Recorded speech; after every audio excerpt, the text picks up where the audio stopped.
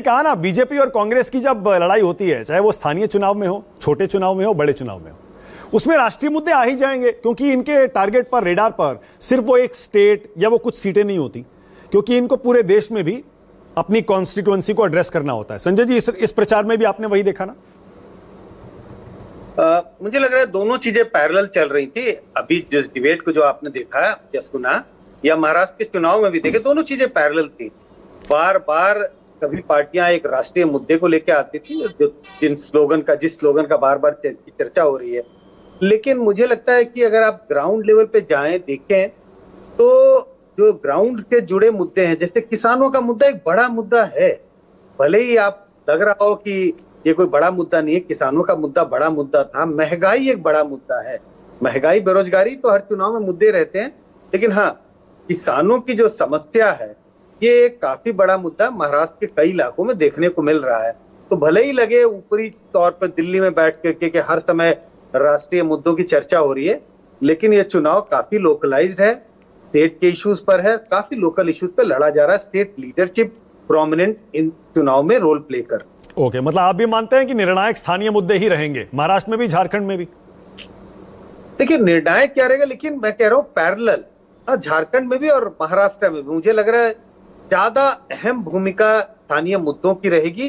ज्यादातर वोटर उन्हीं मुद्दों के सहारे अपने वोट देने के निर्णय लेंगे। ओके, प्रचार से कुछ आइडिया लगता है संजय जी कि किस पार्टी ने सही मुद्दे उठाए, या फिर 23 का इंतजार ही करना पड़ेगा? मतलब रेजोनेट भी करते हैं ना कुछ मुद्दे प्रचार में, कहां ज्यादा भीड़ आ रही है, किसका प्रचार अच्छा चल रहा है? आप तो स्टडी करते होंगे संजय जी।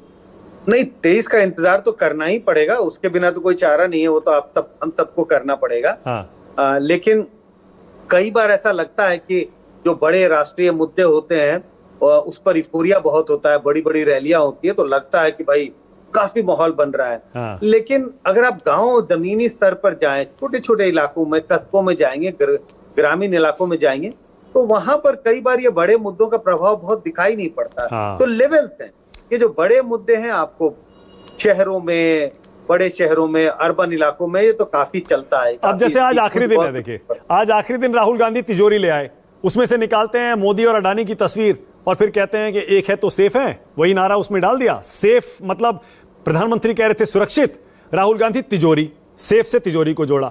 फिर वो धारावी वाला प्रोजेक्ट उसमें जोड़ दिया। तो नेशनल इशू को एक रीजनल इशू से जोड़ने की कोशिश राहुल गांधी ने की है। लेकिन बीजेपी का जवाब भी सही है, उसमें तर्क है कि कांग्रेस शासित राज्यों में भी तो उनके मुख्यमंत्री उनको ले जाते हैं, गौतम अडानी को, सबकी तस्वीरें हैं। सुरेंद्र राजपूत कह रहे हैं हम तो उनसे पैसे लेते हैं, ये इनको देते हैं। क्या वाकई आम आदमी को समझ में नहीं आता कि जब भी कोई राज्य सरकार किसी के साथ बिजनेसमैन से समझौता करती है तो लेन देन होता है उसमें? संजय जी, देखिए, मुझे नहीं लगता है कि अगर आम जनता की बात करें तो मुझे नहीं लगता है कि इसको बहुत कोई खराब की। सब समझते हैं जनता कि राज्य का विकास, इंडस्ट्री लगेगी तो उसके लिए इंडस्ट्रीज चाहिए। सरकार तो हर जगह कल कारखाने लगा नहीं रही है। तो एक आम जनता के नजरिए से देखें, अब जो राहुल गांधी का आपने जो जिक्र किया कि एक सेफ लेके आए, उसमें से फोटो निकाली, ये बहुत लिमिटेड अर्बन मतदाताओं के लिए, और हम और आप इस पे डिबेट करेंगे, अर्बन मतदाताओं के लिए है। ये लगेगा कि हाँ, मतलब ये मजा आ रहा है, और इसको देख करके आपके खुद के वोटर जो है वो ज्यादा रीइंफोर्स्ड होते हैं। लेकिन गांव गांव तक, दूर दराज के इलाकों में इसका कोई ज्यादा फर्क नहीं दिखाई पड़ता। मुझे नहीं लगता कि इसका कोई फर्क होने वाला है। ओके, अभी बागी